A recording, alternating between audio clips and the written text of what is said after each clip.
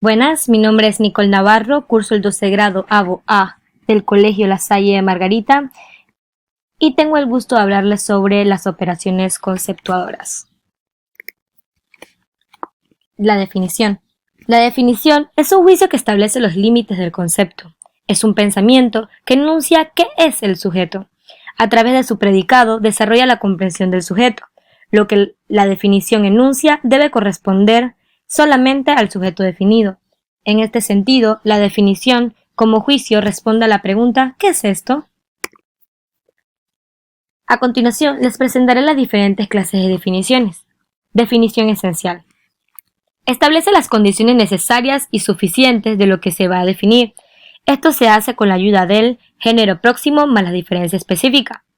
El género próximo es el concepto de orden superior al cual se ha subordinado el concepto por definir, y la diferencia específica es la cualidad que distingue el concepto definido de los demás conceptos que se encuentran coordinados en el mismo nivel.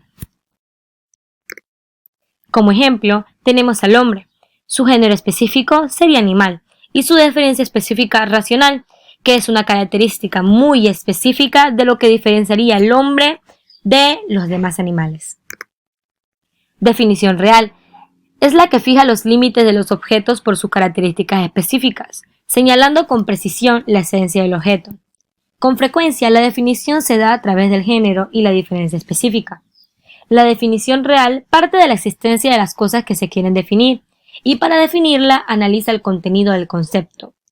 Como en este caso, la regla, su género específico sería instrumento, y la diferencia específica es que es utilizada para medir y trazar líneas rectas que consiste en una barra rectangular y plana graduada en centímetros y milímetros, siendo una característica amplia y muy definida de lo que sería la regla, diferenciándola de los demás instrumentos. Definición nominal. Es aquella que nos conduce al significado real del objeto. Se refiere al significado del término del concepto sujeto.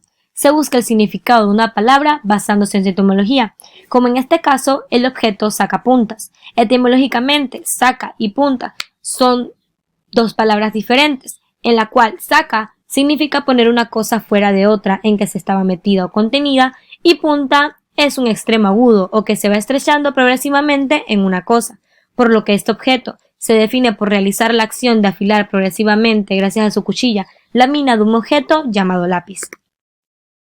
Definición por lo propio. Es aquella que no es muy clara ni visible, sin embargo permite que un concepto quede definido hasta cierto punto, aun cuando no se acuda a la ayuda del género próximo y la diferencia específica. Como en este caso, animal salvaje, animal cuadrúpedo y animal con colmillos son características propias de muchos animales, pero no especificamos a cuál nos referimos en sí. Definición genética. Es aquella que explica el modo como se desarrolló un objeto, expone su modo de formación o génesis. Como ejemplo tenemos el agua, que el agua es un compuesto resultante de la combinación de dos partes de hidrógeno y una de oxígeno. Este tipo de definición es muy común en medicina, en la definición de enfermedades por la causa que lo determina. También es usada en la química y en la geometría del espacio. La división y sus clases.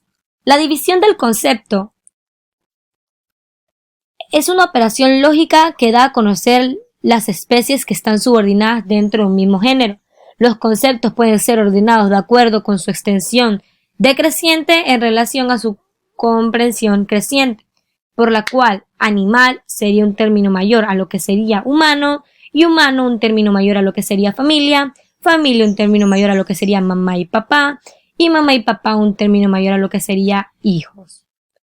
Clasificación del concepto. Es la operación conceptuadora que nos permite ordenar los conceptos subordinados de las especies de género. Como en este caso, medio de transporte.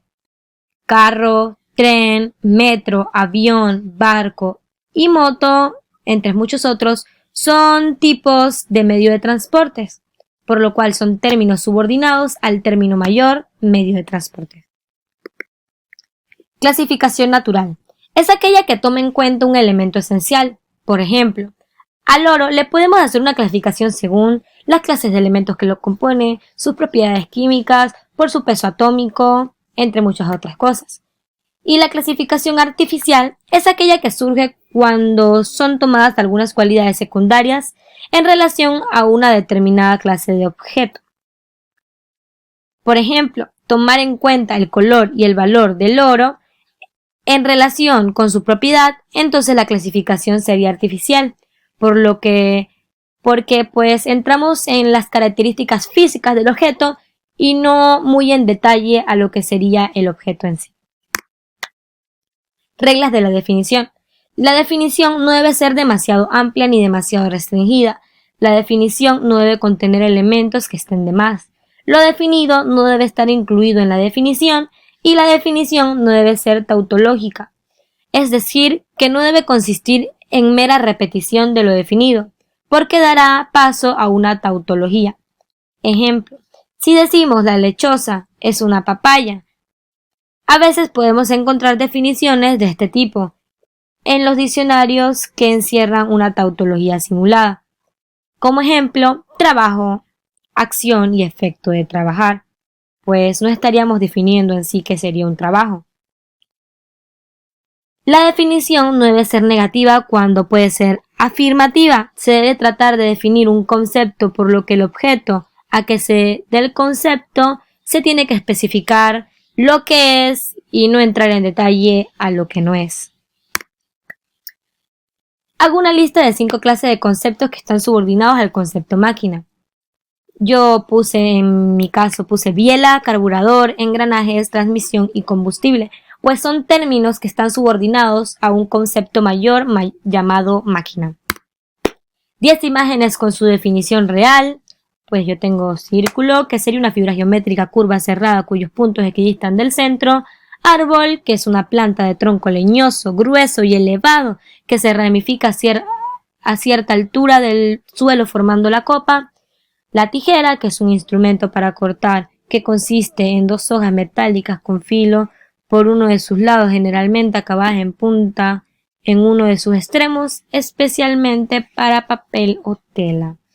Gato, que es un animal cuadrúpedo felino que maulla.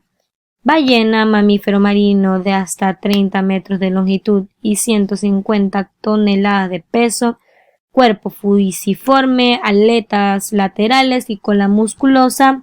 Pues aquí estoy dando una definición real o muy específica de lo que serían los conceptos círculo, árbol, tijera, gato y ballena.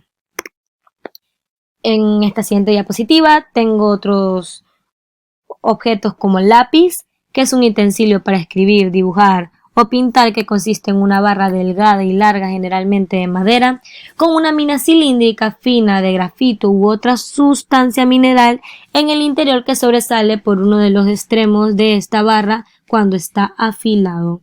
Tornillo, pieza metálica cilíndrica o cónica con un resalte helicoidal que la recorre total o parcialmente y una cabeza con una ranura para alojar la pala del destornillador que sirve para sujetar una cosa a otra.